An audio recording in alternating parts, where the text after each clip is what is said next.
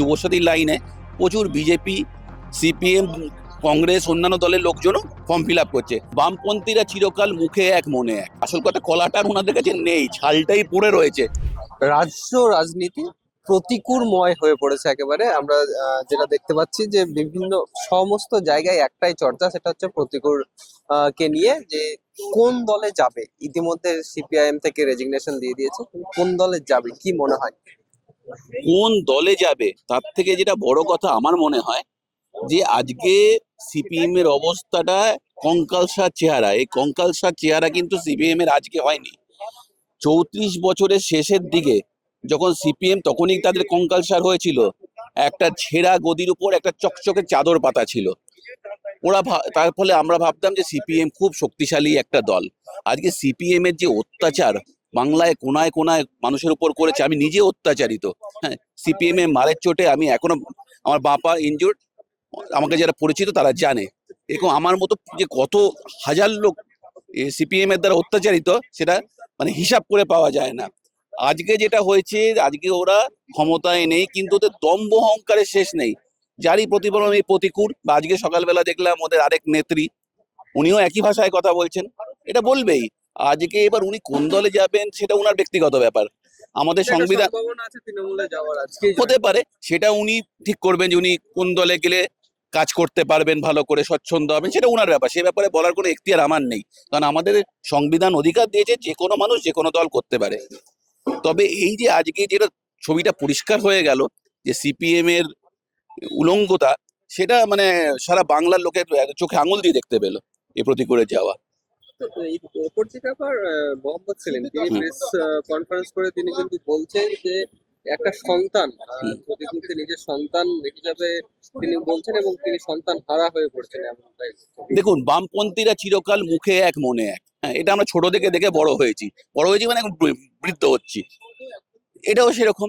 আজকে যখন দেখছি যে প্রতিকূল চলে যাওয়াটা ও সর্বক্ষণে মানে সবার সামনে চলে এসছে ব্যাপারটা, ওদের একটা সম্মানহানি হচ্ছে বিশালভাবে, এবং মূল দায়টা কিন্তু মোহাম্মদ সেলিমের উপরেই পড়ছে। সেই জন্য ওনাকে এখন বলতে বাধ্য হচ্ছে।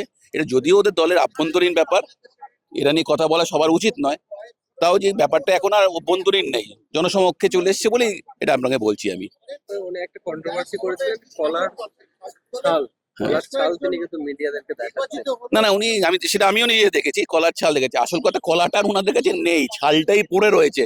সেটাই উনি দেখিয়ে দিল যে সিপিএম এখন একটা ছালে পরিণত হয়েছে। আর ওই যে ওদের দম্ভ অহংকার সব মাটিতে মিশে গেছে, সেটা উনি একদম নিজে হাতে দেখিয়ে দেখেন সিপিএম একটা ছালে পরিণত হয়েছে। অপরদিকে ভোটের আগে আরো একটা ভাতা শুরু হয়েছে যুবসাথী, এবং সেই যুবসাথী চলছে এবং ব্যাপক ভিড় সেই ক্যাম্পগুলোতে। কি বলবেন যে আরো একটা ভাতা দিয়ে মানুষের ভোট কেনা হচ্ছে?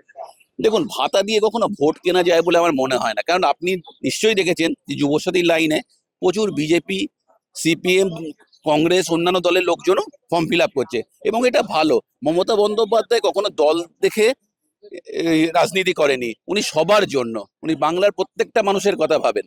আর আজকে সবচেয়ে বড় কথা যে বাংলায় একটা মানুষ যে দলই করুক না কেন, তার মুখ্যমন্ত্রী তো মমতা বন্দ্যোপাধ্যায়, তাকে তো সেটা স্বীকার করতে হবে। মমতা বন্দ্যোপাধ্যায়ের কাছে সবাই সন্তান সম।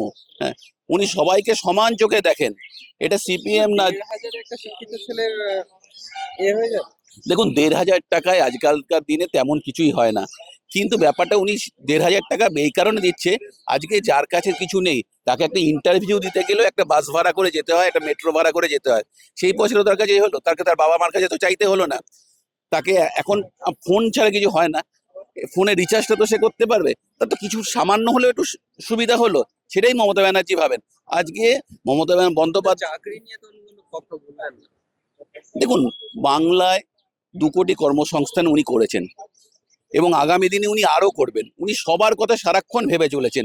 এবার দেখুন, একটা সরকার 34 বছর ধরে বাংলাকে দেউলিয়া করে দিয়ে গেছে, তার বিরুদ্ধে উনি লড়াই করে আজকে বাংলাকে এই জায়গায় এনেছেন। আজকে আপনি বাংলা কোনায় কোনায় যান, রাস্তাঘাট দেখতে পাবেন, আলো দেখতে পাবেন, জল দেখতে পাবেন, শিক্ষা দেখতে পাবেন। এই কদিন আগে দেখুন না, আমরা বিহারে দেখেছি মিড ডে মিলে বাচ্চারা নুন ভাত খাচ্ছে, কিন্তু আমাদের এখানে মিড ডে মিলে প্রত্যেকটা বাচ্চাকে 2টো করে ডিম এবং আপেল দেওয়া হচ্ছে। এটা কি উন্নয়ন নয়? এটাও উন্নয়ন। আজকে সেন্ট্রাল বাংলার টাকা আটকে রেখে দিয়েছে, তারপরেও কিন্তু উনি লড়াই করে বাঙালির কথা ভেবে যাচ্ছে। শুধু বাঙালির কথা মানে সমস্ত পশ্চিমবঙ্গবাসীর কথা ভেবে যাচ্ছে। এটাই তো মমতা বন্দ্যোপাধ্যায়।